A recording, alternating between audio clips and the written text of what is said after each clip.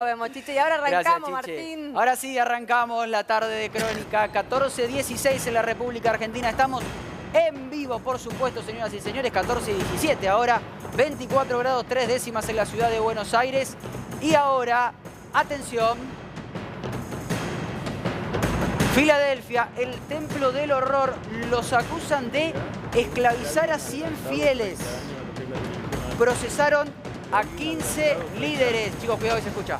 Procesaron a 15 líderes de la secta. Explotación laboral, abuso sexual y apropiación de menores. Y acá estamos viendo imágenes de adentro del templo Filadelfia. Vos sabés de lo que te estamos hablando porque en este programa te lo hemos contado varias veces. Estamos hablando de una mujer, Eva Petrona Pereira, la tía Eva, que era la líder, la jefa de este templo del horror. ¿Y por qué lo llamamos templo del horror? ¿Por qué? Porque adentro había más de 100 fieles a los cuales esclavizaban, humillaban, abusaban sexualmente, los explotaban laboralmente.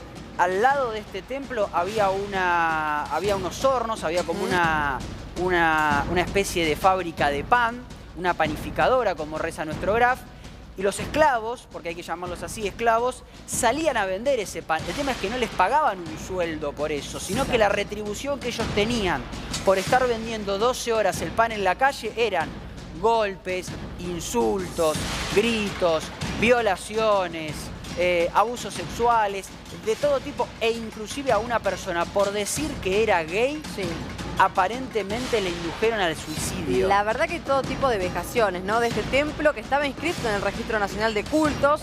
Sin embargo, nadie supervisaba lo que ocurría allá adentro. Servidumbre, esclavitud. Claro, nenas que nacían en ese entorno y que terminaban después dándose cuenta cuando ya estaban entrando en la adolescencia que algo no estaba bien. Y con el tiempo se fueron formando en querellantes de esta causa que tiene varias personas, que tiene varias fojas en la justicia. Y la verdad que atrás una historia cinematográfica y con las imágenes ya nos podemos dar cuenta, Martín. Sí, exactamente. Y la noticia es que han embargado por 750 millones de pesos a los líderes y a los imputados en esta causa. ¿Por qué? Porque la justicia hizo un cálculo en base a la cantidad de años que estas personas fueron esclavizadas y el sueldo que podrían haber cobrado, algo parecido así como un lucro cesante. Es bastante novedoso el fallo en ese sentido, pero lo cierto es que embargaron por 750 millones de pesos a estas personas. Y lo increíble de todo esto es el modo de vida que tenía Eva Petrona Pereira, la tía Eva, que los hacía vivir a todos hacinados, los esclavizaba, prácticamente no les daba de comer, y ella vivía en una casa grande, en una casa muy importante, adentro de un country. Y ni hablar del campo de concentración, hay que decirlo así, es fuerte, un campo de concentración, un campo de torturas que tenía esta secta en el Partido de la Costa, más precisamente en Miramar, o por esa zona en realidad.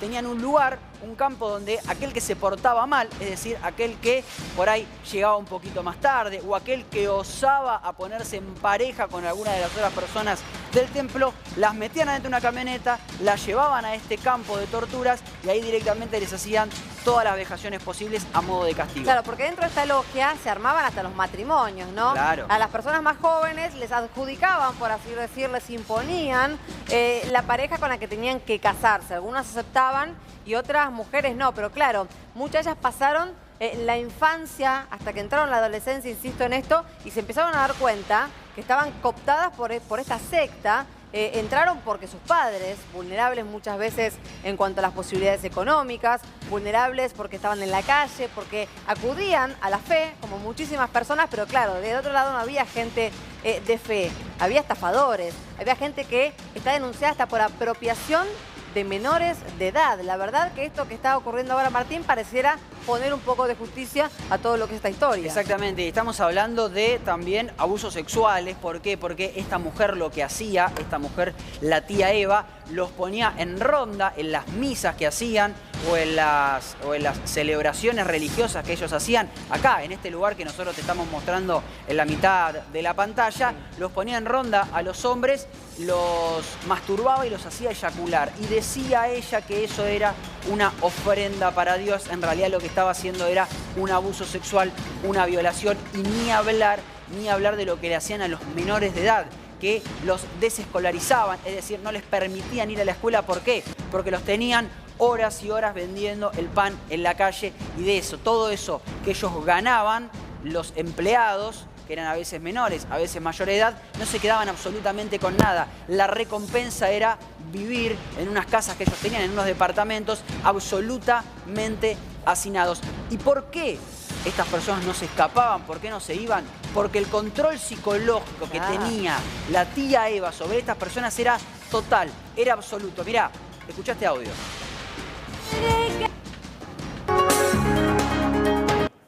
Esta de Mar del Plata, a nombre de la... Sí. Yo vendí y con esa plata compré 2 departamentos a nombre de la... Bueno, yo quiero vender eso y lo que yo compré a nombre de... Sí, yo quiero ponerle esto a nombre de la... Claro. Hola. ¿Qué tal? Bien, tía, bien. Acá tomando mate. Estuvo lindo el culto, dirigió lindo la comadre. Después vino un bolivianito, no sé, mire, no le entendía muy bien lo que me hablaba, pero dice, parecería que él se congregaba en un lado, pero ahora vino a trabajar acá, pero él quería dejar su diezmo. Y bueno, yo le dije, bueno, está bien. Así que le digo a la hermana, órele, le digo, porque dio el diezmo, vio, porque es nuevito y qué sé yo, por ahí no es otra iglesia. Y bueno. Este templo, este culto en realidad que tenía, este templo que estamos viendo, está en actividad aquí en el país desde la década del 70, hace años, pero recién en el 2018 empezaron a aparecer algunas denuncias, sobre todo, insisto en esto, de jóvenes adolescentes que se daban cuenta que sus padres estaban siendo captados por esta gente, que no había una cuestión de fe, había una cuestión de explotación. Y es por eso que se empezó a gestar la denuncia, que termina con este allanamiento que se dio el año pasado, a fines del año pasado, y que terminó con la liberación de 69 personas que estaban dentro de este lugar, y en ese momento 7 detenidos. Además, varios allanamientos en el interior del país. Ahora le quiero dar, pasa el doctor Zucker, también lo quiero escuchar en esto con este tema porque es realmente gravísimo. Porque yo hablaba de el lavaje de cabeza que le hacía esta mujer a las distintas personas, a los distintos esclavos que ella tenía, porque ahora le vamos a mostrar fotos que son realmente increíbles, realmente impresionantes. El Templo Filadelfia no estaba solamente aquí en la provincia de Buenos Aires, sino que tenía ramificaciones en distintos puntos de la provincia de Buenos Aires, en el interior y también en otros puntos del país. Bueno, en Bahía Blanca puntualmente, la policía fue a hacer un allanamiento y encontró a un hombre desnutrido, desnudo, que estaba durmiendo en el piso y abrazado a una Biblia. La justicia lo quiso rescatar, intentó rescatarlo, y el hombre no quería ser rescatado. Les repito, estaba desnudo, desnutrido, durmiendo en el piso, deshidratado, abrazado a una Biblia, y cuando la policía lo quiso rescatar dijo, no, yo sigo siendo fiel del Templo Filadelfia, yo sigo siendo fiel de la tía Eva. Así era el lavaje de cabeza que le hacían, el lavaje de cerebro que le hacían a estas personas, y por eso las tenían engañadas y por eso trabajaban a cambio de ¿qué? A cambio de ser golpeados. Doctor Zucker, buenas tardes. ¿Qué tal? ¿Qué ¿Cómo información están? tiene de esto que realmente Sí, es a ver, impresionante? Realmente, como bien vos lo decís, era una esclavitud total, no solo en lo laboral, que muy bien está este embargo y este fallo para reconocer todo el trabajo que hicieron estos esclavos, entre comillas, sino a nivel sexual, porque eran esclavos íntegros, las 24 horas. Cuando yo tuve la oportunidad de entrar a este lugar, realmente se podía ver cómo estaba dispuesto todo el inmueble para tener la parte de esclavitud bien divisada, y los metían, los obligaban a pernoctar en lugares que eran dignos de los esclavos romanos, porque realmente yo cuando vi todo eso no lo podía creer, y ahí es donde empecé a investigar y empecé a ver que tenía grandes conexiones con otras sectas de Paraguay, de Brasil y una en Chile. Entonces, que hayan trabajado con tanta impunidad por tantos años, hasta el 2018, que como bien dice Martín, hicieron los jóvenes la sangre nueva, hicieron la denuncia, es donde la justicia esta que estamos viendo, perdón Omar, esta que estamos viendo en pantalla es la tía Eva. Tía Eva. Esta mujer es la tía Eva. Sí. Esta es otra de las cómplices que fue detenida, obviamente. Esa que estaba ahí recién era la tía Eva, ahí la estamos mostrando. Estaba en su momento con prisión domiciliaria, ¿verdad? Digo, sí, por la edad. Exactamente. Bien. Y ahora, en otra de las imágenes, ahora cuando vayamos corriendo las imágenes, van a ver un texto escrito a mano que estaba dentro de la Biblia que todos los esclavos tenían en su mesita de luz, mesita de luz, para llamarlo de alguna manera, al lado del colchón que les habían tirado en el piso. Tirados, exactamente, al lado del colchón que tenían tirados en el piso, tenían una Biblia, porque eso era fundamental tener la Biblia, y adentro de la Biblia había un papelito que ahora lo van a ver, porque el texto es revelador y muestra cómo los tenían cooptados a estas personas y cómo permanentemente con el temor intentaban que se quede. Mira, fíjate, acá lo tenemos. Esto apareció adentro de una de las Biblias y dice: una forma de mostrar temor a Dios es obedeciendo. Ellos querían que los esclavos los obedezcan simplemente por el temor a Dios. Y sigue, Monse. Me gusta porque me muestra que es bueno que seamos probados y afligidos, porque eso nos lleva a buscar a Dios, a humillarnos delante de Dios. Dos palabras acá: afligidos y humillados delante de Dios.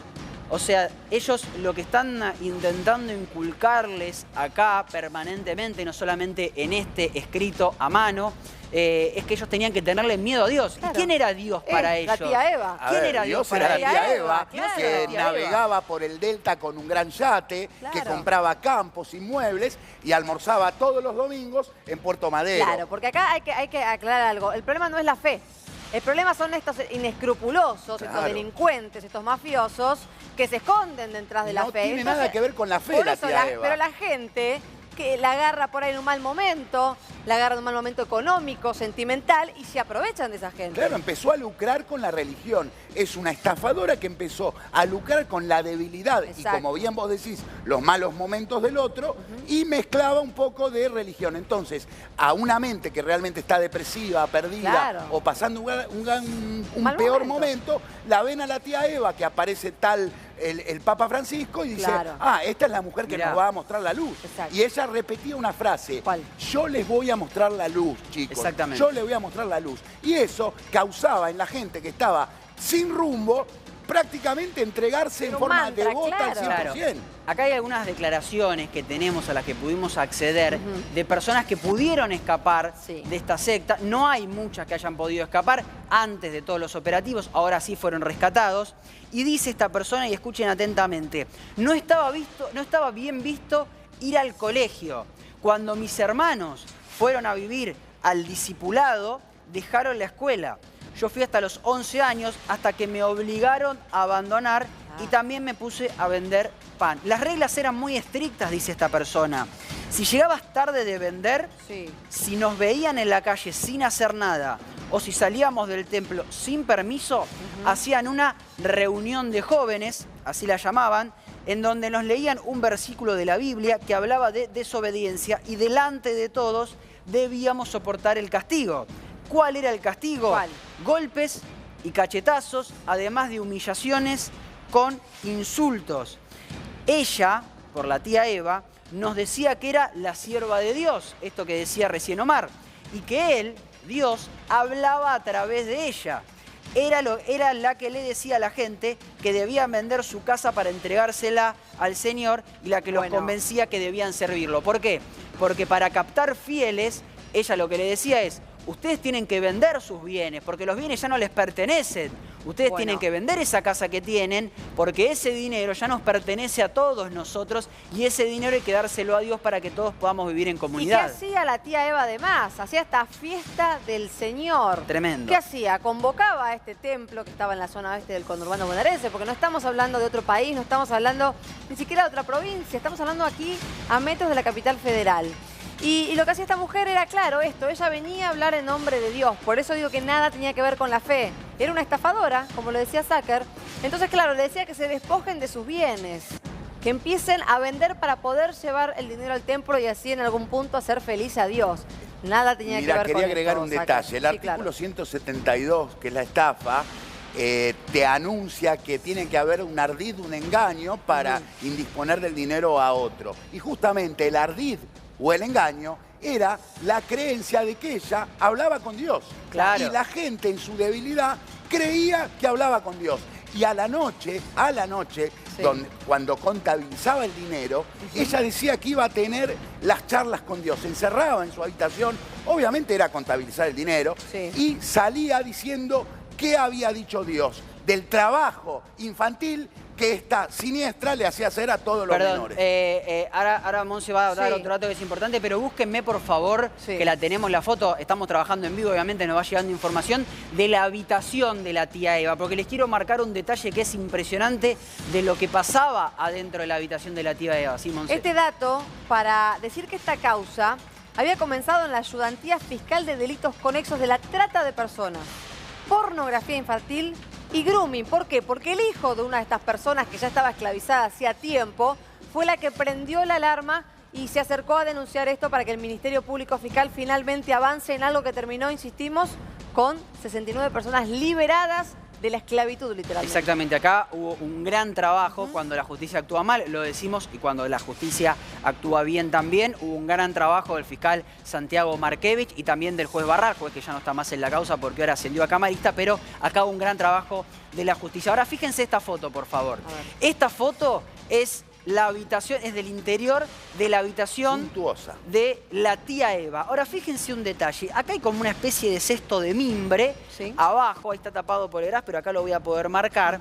Es una especie de cesto de mimbre que arriba tiene como una manta color violeta, están los controles de la televisión satelital también. Bueno, en este cesto de mimbre es donde los fieles entre comillas, en realidad, donde los esclavos se tenían que arrodillar para rezarle a la tía Eva que estaba acostada sobre esta cama. Y acá fíjense que hay un colchón en el Sí, piso, acá. porque ahí también es donde cada tanto dormía alguno de los fieles. Pero acá se acostaba la tía Eva y acá en este cesto de mimbre es donde se tenían que arrodillar los fieles, los esclavos, para, mira, acá tenemos otra foto, Sí, de frente. para rezarle a la tía Eva. Acá es la misma foto, pero de frente. Fíjense lo que es la habitación, de un gusto espantoso, pero Sí, bueno, bueno, suntuoso, más allá ¿no? de Igual eso, así, sí, exagerado, pero de un gusto muy dudoso, extravagante. al menos. Pero lo importante es esto, es el tema de del cesto de mimbre donde se tenían que arrodillar para rezarle entre comillas, a la tía Eva. Esto. No, digo, pensaba en la historia de las sectas en la Argentina. Sí. Y vos hablaste en un momento del rescate de las víctimas. Son víctimas que no quieren Sí. ser rescatadas. Claro, no, eso es bueno, tremendo. lo dijo Eso es él. tremendo. Eso es Claro. Ese tremendo. fue el gran trabajo, como dice Néstor, que hizo el cuerpo médico forense Claro. en esta causa, porque no querían declarar, no querían ser rescatados. Lamentablemente tenían tan lavado el cerebro. Claro, bueno, por eso, pero los tienen que rescatar, por eso al menos de la situación física. Después la situación mental, lamentablemente, es un trabajo de años. Claro. Bueno, le quiero dar, y A ahora ver. tenemos una comunicación telefónica importante con respecto a esto, pero le quiero dar un dato más con respecto a el campo en Miramar, A un ver. campo de tortura, porque a veces en toda esta vorágine que les estamos contando, no entendemos, o por lo menos dejamos pasar por alto que había un campo de torturas.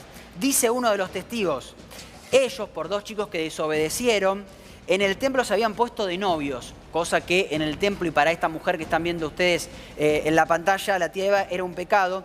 Se escaparon a tomar un helado y cuando volvieron, una de las líderes los golpeó con los puños hasta lastimarlos. Todo eso pasó delante de muchas personas, dice este testigo. Nadie hizo nada. Luego de eso los enviaron a un campo llamado El Descanso. El Descanso es este campo en Miramar donde los torturaban a aquellos que desobedecían. Miren la ironía, ¿no? Que lo llamaban El Descanso a ese campo en Miramar. Y ahora sí, Monse, tenemos una comunicación importante con respecto a esto. Estamos con una de las abogadas querellantes en este caso, justamente Mariana Barbita. Buenas tardes, gracias por este contacto.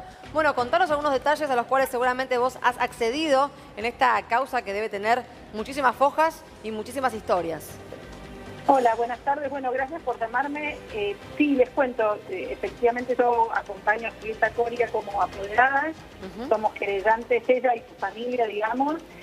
Ustedes saben que es una causa que tramiten al Juzgado General de Morón y hemos recibido hace unos días esta resolución de la que ustedes están también hablando, que tiene que ver con el procesamiento y la ampliación de algunos procesamientos que se dieron en la causa ahora el 11 de febrero del 2021. Y la verdad que es interesante abordar todo lo que tiene que ver, bueno, con este templo del horror, ¿no? Si bien es un templo llamado Filadelfia, la verdad es que es un templo del horror. Y mis clientas, y digamos, y a quienes yo estoy acompañando, tuvieron la valentía, especialmente Julieta, de denunciar allá por diciembre del 2018 frente a una comisaría de Lomas, mejor dicho, de San Justo, de La Matanza, que no entendían bien de qué se trataba el delito de trata de personas. Y después de muchas insistencias lograron que la citaran y arrancó, digamos, este proceso que empieza en provincia de Buenos Aires y termina, digamos, por una cuestión de incompetencia hacia la justicia federal, porque el delito de trata es un delito que requiere, digamos, de la justicia federal. Es un caso, obviamente, muy complejo, muy sensible. Esta es una organización desde la década del 70 que justamente se ocupaba de captar gente para después utilizarla como mecanismo de esta explotación laboral, ¿no? Eran niños, niñas, adolescentes y adultos que eran captados desde la religión, desde la supuesta religión, para luego ser obligados y obligadas a trabajar, ¿no? En una panificadora. Así que ahora, en este caso realmente es importante que los medios también lo sigan, porque esto tiene que ver con contar a la sociedad lo que significa el delito de trata. Doctora, es realmente impresionante lo que está contando. Se escucha un poco entrecortado, pero vamos a volver a llamarla para retomar la comunicación, porque realmente es interesante su testimonio, porque obviamente usted está del lado de las víctimas y usted conoce partes del expediente que son realmente importantísimos. Enseguida la volvemos a llamar.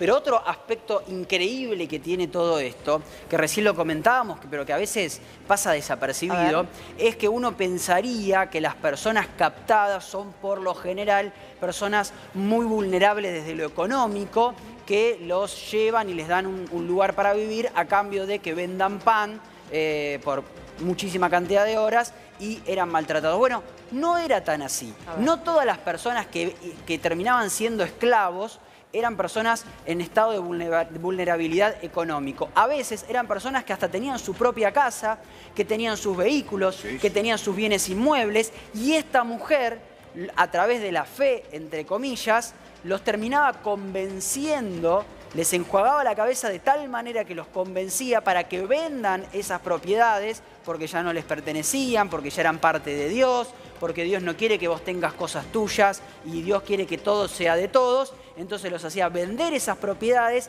y se las terminaban entregando el dinero a la tía Eva, y ese dinero obviamente nunca se repartía, sino quedaba, Omar, para todas las personas que formaban parte de esta verdadera asociación ilícita. Exactamente, y te voy a dar un detalle. Vos sabés que formaban células donde cada célula de dirigentes de esta organización criminal lo que hacía cumplía una función. Una célula manejaba psicológicamente a las víctimas. Otra célula, antes de tomarlos como víctimas y supuestos fieles, los analizaban económicamente. Y otra célula que hasta se encargó de pedir autorización en el Ministerio de Relaciones y Culto, que se lo negaron, se ocupaba de lo jurídico. O sea, era una verdadera organización mafiosa, criminal y perversa. Sin duda. Porque no solo lo económico, sino también tanta impunidad aseguró que esta mujer haya soltado todas sus perversidades. Es tal esta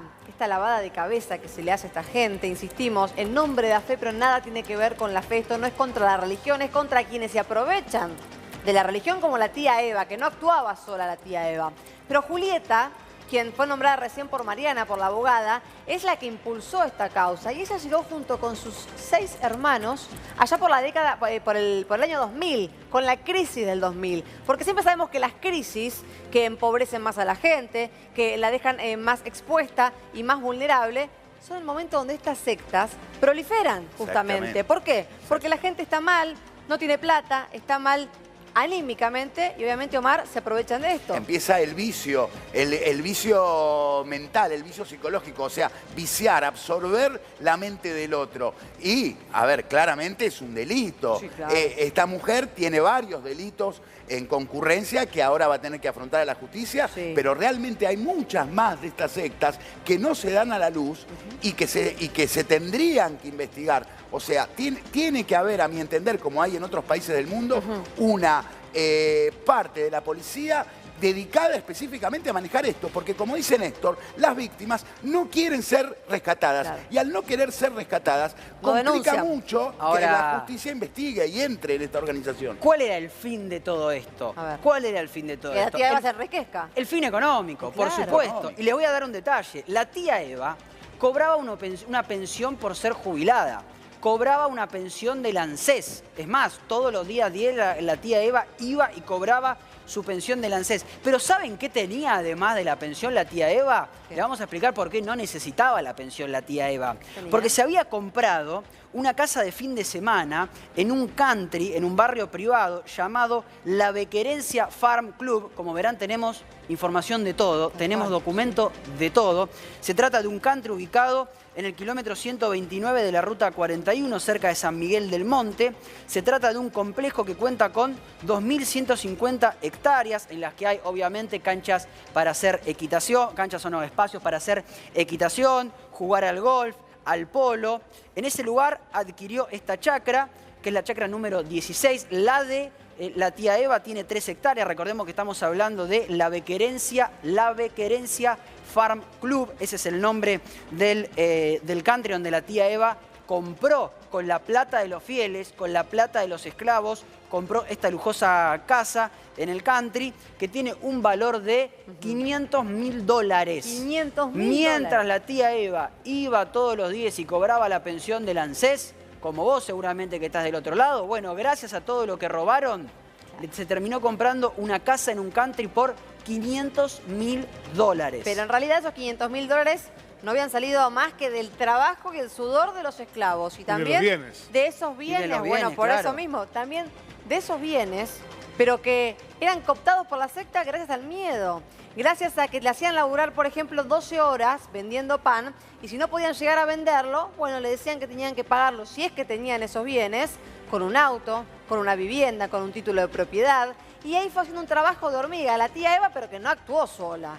Porque la tía Eva era la cara visible, con esa cara de buena abuelita que quería ayudarte, pero en realidad era una estafadora. Exactamente, Y de lo peor. exactamente. Ahora, hay una pregunta que me sobrevuela. Mientras tanto, le voy a pedir a la producción que busque una foto que nos llegó recién, que es de una camioneta que se encontró adentro del Templo de Filadelfia. Quiero ver esa camioneta en particular y la quiero compartir con ustedes porque le vamos a explicar qué utilización le daban a esa camioneta que ya fue secuestrada. Mientras tanto, Omar, te pregunto, ¿cómo puede ser que esto esté sucediendo o haya sucedido desde la década del 70 y recién se desbarate ahora esta banda que, repetimos por si recién te sumás, estamos en vivo, son las 14:44, es sin duda el tema del día, esto que estamos contando del Templo Filadelfia, de la tía Eva, de cómo esclavizaban personas, las humillaban, los golpeaban, los abusaban sexualmente, todo para sacarle el dinero que estas personas tenían. La pregunta es, si esto funciona de la década del 70, ¿cómo puede ser que nadie lo haya visto antes, Omar? Dos factores hay. El primer factor, que es muy difícil entrar en las profundidades de esta organización, porque los mismos fieles esclavos no lo permitían, no deponían como víctimas, no se sentían víctimas. Y el otro factor es que los órganos de investigación judiciales y policiales no estaban tan preparados como en la actualidad para darse cuenta que estas mujeres o estos explotadores teológicos de la gente son estafadores y no tienen ninguna misión con Dios ni nada por el estilo religioso, sino lo que buscan es el dinero. Entonces, como esos dos factores para que la conjugan. gente entienda, corrían en paralelo ante el momento de estos hechos, y estamos hablando de 10, 20 años atrás, no se podía llegar a la verdad de esto. Pero el gran trabajo no solo de la Fiscalía, sino de la sociedad también, porque la sociedad se empezó a dar cuenta que no todo se ponía en la misma bolsa religiosa y que había estafadores y que mucha gente se atrevía a estafar con la fe de la gente. Mirá, porque... A ver. Perdóname que te interrumpe, Omar, pero mira, Terrible. esto que están viendo ahora, estas imágenes que van a ver ahora, es la Bequerencia Farm Club. Acá es donde la tía Eva, este es el country, donde la tía Eva se compró su casa de $500.000, casa de fin de semana. Estamos hablando de una mujer que cobraba una pensión, una jubilación mínima, que tenía la caradurez de ir a buscar esa pensión a pesar de que había tenido el dinero, porque se había robado el dinero, por eso el embargo es tan grande, ¿no? Por eso el embargo es de más de 700 millones de pesos. Pero bueno, estas imágenes que estamos viendo son del country, la Bequerencia Farm Club, donde esta mujer se compró una fastuosa casa con la plata que le fue robando a los fieles. Es realmente impresionante ver la historia. Y hay mucho más, ¿eh? Hay mucho más. Se lo estamos dosificando, se lo estamos contando de a poco, porque realmente nos está llegando información de todos lados. El lujo que ostentaba no solamente el templo, que este templo no es que estaba escondido, no es que ustedes dicen, bueno, hasta que la justicia investigó este lugar, ingresó a una casita que por ahí en el fondo se abría y era... No, era un templo a la calle. Mira, ahí tenés el templo por dentro, mirá. Claro, esto adentro. Este es el templo por dentro. Templo Filadelfia tenía un cartel. Tenía un cartel. Esta es la parte de afuera. Perdóname, frename acá. Espérame acá porque te voy a explicar esta parte. Esto está al lado del templo.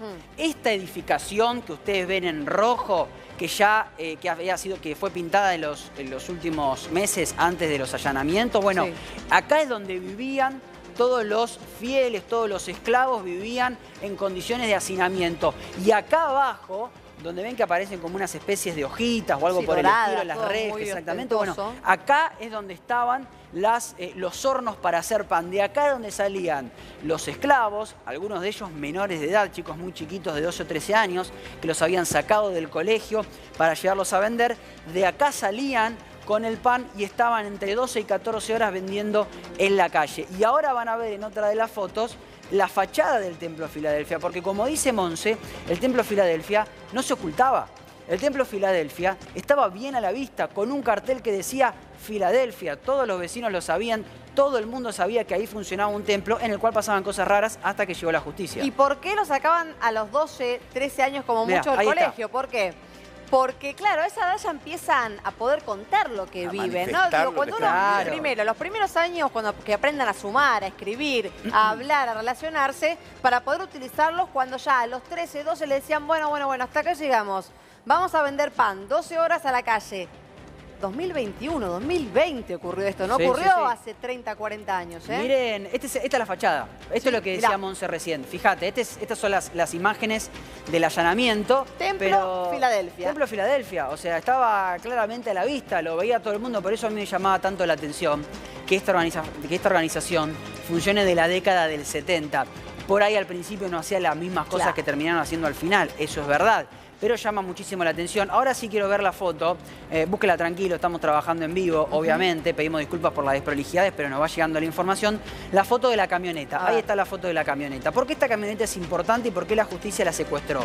La secuestró obviamente porque estaba en el garage del templo, pero según lo que indican los testigos, las víctimas que declararon ante la justicia que en este caso trabajó muy bien, lo quiero remarcar, trabajó realmente muy bien, empezando por la fiscal Patricia Ochoa, fiscal general de La Matanza, luego pasó a ser un delito federal cuando siguieron investigando y siguió trabajando el fiscal Markevich. Adentro de esta camioneta, en la caja, en la parte de atrás de la camioneta, cargaban a los castigados, cargaban a las personas que se habían portado mal. ¿Y a dónde los llevaban? Al descanso, a este campo que yo les contaba, que queda en Miramar. Es decir, vos te portabas mal, ¿qué era portarse mal? Ir a tomar un helado era portarse mal, llegar tarde de vender el pan era portarse mal, ponerse de novio o tener algún tipo de relación con otra persona era portarse mal. Bueno, los cargaban adentro de esa camioneta, los llevaban hasta Miramar y en Miramar sucedían las peores atrocidades que se puedan imaginar porque era literalmente un campo de tortura. No vender todo el pan, también lógicamente era motivo de tortura. Y vos decías recién, Martín, seguramente cuando comenzó esto no era así o por ahí empezó como un trabajo de hormiga. A ver, los templos evangélicos no son negativos. Los templos de profesar esa religión no es malo. Supuesto. Lo que es malo, lógicamente, es aprovecharse de la gente que concurre ahí y esta mujer que la confianza de esa gente la destrozaba. Acá no estamos estigmatizando ni nada por el estilo. Acá lo que estamos haciendo simplemente es contar una realidad. Contar la realidad de este templo. Hay muchísimos templos que obviamente funcionan perfectamente, la mayoría. Pero en este templo particular pasaban las atrocidades que les acabamos de contar y en un ratito le vamos a contar más detalles porque tenemos más documentos